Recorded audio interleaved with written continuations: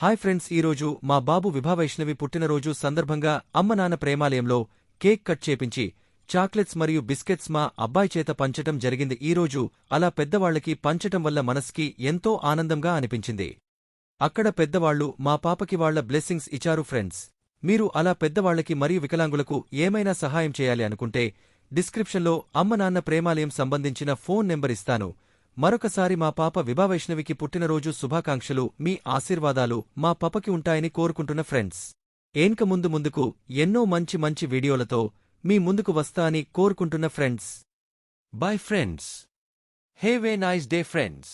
Subscribe చేసుకోండి friends, అలాగే like and bell icon నొక్కటం మార్చిపోకండి ఫ్రెండ్స్.